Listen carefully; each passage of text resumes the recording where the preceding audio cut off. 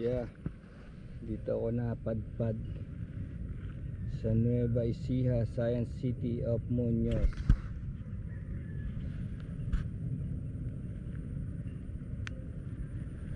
Okay. Ito yung mga farmland piniprepare. Tatanim yan dyan. Tatanim. Maambon-ambon eh. Pero umalis ako sa Marikina, maambon-ambon na.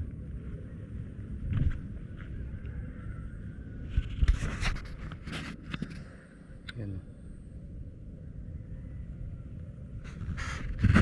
So tumakbo ko kahapon ng solo.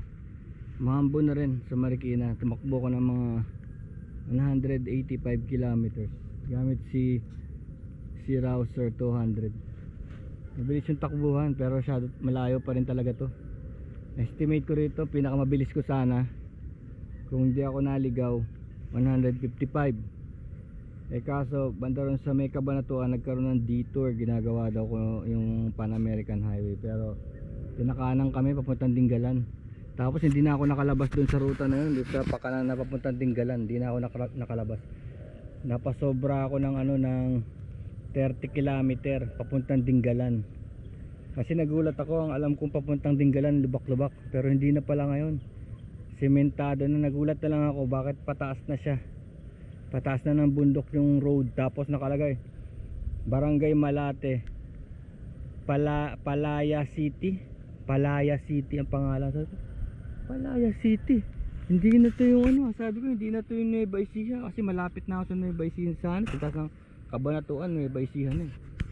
Naligaw ako 30 kilometer. Tapos may nagturo sa akin na parang yung mga bata, sabi dumiretso pa daw ako, mas maganda raw kaysa bumalik.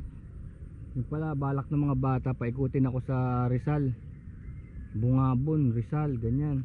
Ang layo nun, narating ko na dati yun. Tapos sabi pa ng mga bata na pagtanawan ko, medyo teenager na rin eh, ano daw, 3 oras para takbuhan. Sabi ko grabe naman, 3 oras, ang layo nun. Tapos second opinion ako, nagtanong-tanong uli ako, balik na lang sabi, mas okay pa. Tapos lumalabas parang pabalik parang 15 kilometers lang pala. Pwede, mas magandang bumalik 15 kilometers dun sa error ko. Tapos yung pagkabalik ko, muntik akong maubusan ng gas. Tapos buti na lang marami ng mga ngayon, mga gasoline station, lalo na dito sa area na to. So nag-a-alarm yung motor eh, tut. Cabo, napunta ako sa Cabo, Cabanatuan. Tapos yun, okay na, takbo na uli. Okay si Enes, matulin, no? Nakaka-nervous din, ginabi ko, inabot akong 6 hours para tahakin yung 185 kilometer, no? First time ko nagawa yun. Yung huli lang talaga yung nag-solo ko na ganyan, yung yung sa Petron Run. Kasi nagtapos yung Petron Run ng 2012 sa Baguio eh. So kailangan kong umuwi from Baguio to Manila. Kaya pala yung ibang batikang rider doon nagpapamadaling araw, kasi natapos yung event namin lunchtime. Tapos sabi ng ibang rider doon, ako tatambay muna kami sa Burnham Park, tapos sa madaling araw na kami tatakbo.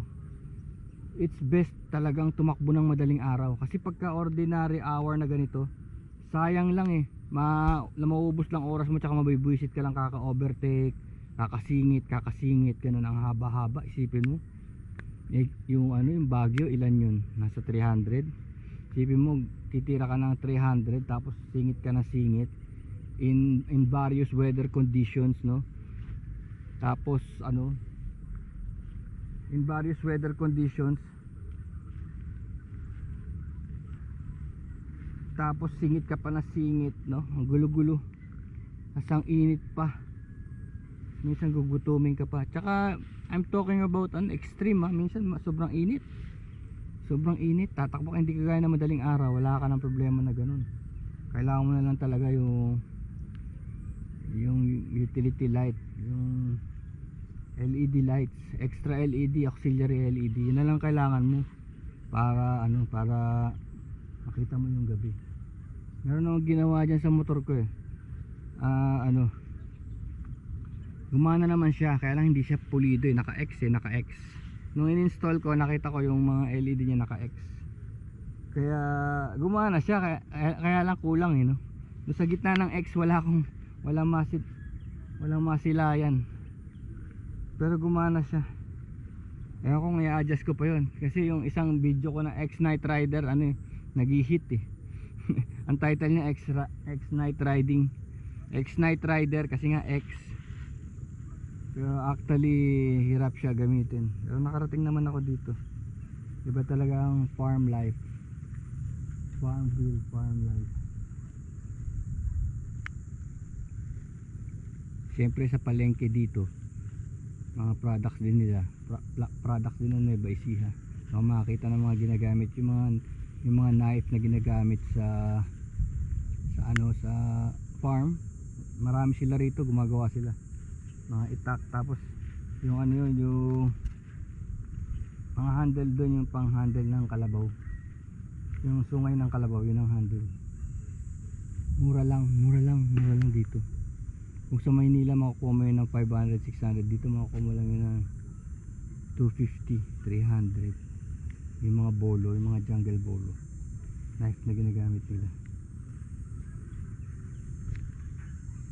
Baka babalik tayo ng Maynila, tatakbo ulit tayo ng gabi uli, solo.